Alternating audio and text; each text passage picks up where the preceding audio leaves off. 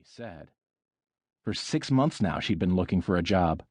Citing the economy, she'd told him that all the law firms wanted were slaves, not a qualified lawyer who had graduated at the top of her class. That was the reason she hadn't been hired. Or so she said. She hadn't even been called back for a second interview by any of the firms. Or so she said.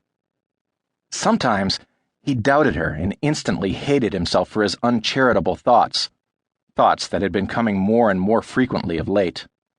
His gut was telling him that something was wrong. He just couldn't put his finger on what that something was. Gus reached across the seat for his briefcase, then closed and locked the Beetle. God, I'm tired. No one in the whole world could or would be happier than he when today, April 16th, turned into tomorrow, April 17th. He was a CPA, a damned good one if he did say so himself, and he had been working round the clock since January 1st to meet his clients' needs. He'd made a lot of them happy, and a few of them sad when he pointed to the bottom line that said, refund or pay this amount. Gus walked across the driveway, wondering where Elaine was. It was 9:55 and she wasn't home. The jittery feeling between his shoulder blades kicked in again when he saw no sign of his car.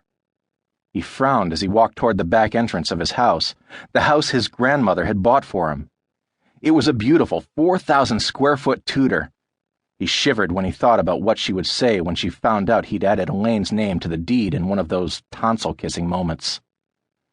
For months he'd been trying to find the courage, no, the guts, to tell his grandmother what he'd done. He knew she'd go ballistic, as would his two aunts. None of them liked Elaine. No, that wasn't right either. They hated Elaine. They could not stand her, and Elaine hated them right back. Elaine said his grandmother and the aunts were jealous of her because she was young and beautiful and had stolen his love away from them.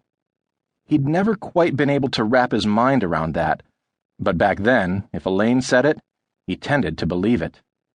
With very few reservations. His grandmother and the aunts had been a little more blunt and succinct, saying straight out that Elaine was a gold digger. End of discussion. The strain between him and his beloved, zany grandmother and dippy aunts bothered him. He had hated having to meet them on the sly, then keeping the meeting secret so he wouldn't have to fight with Elaine and suffer through weeks of tortured silence with no tonsil kissing and absolutely no sex. Elaine held a grudge like no one he knew. He owed everything to his grandmother.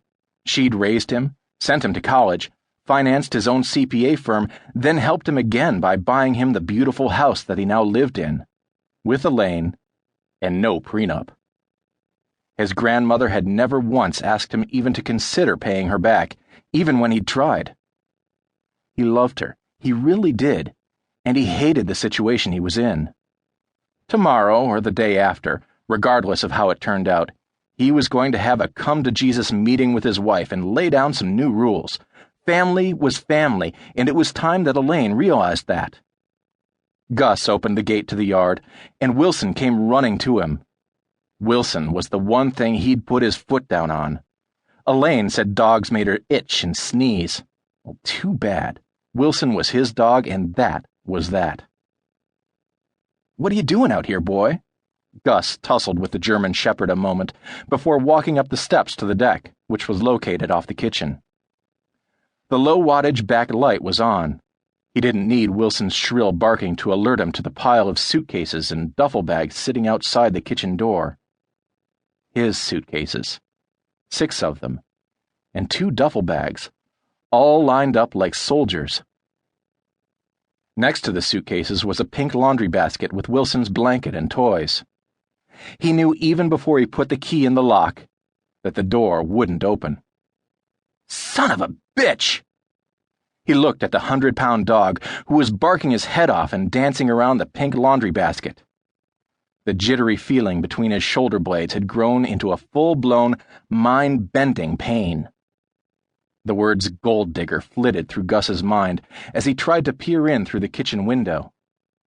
The only thing he could see was the faint greenish light coming from the digital clock on the microwave oven.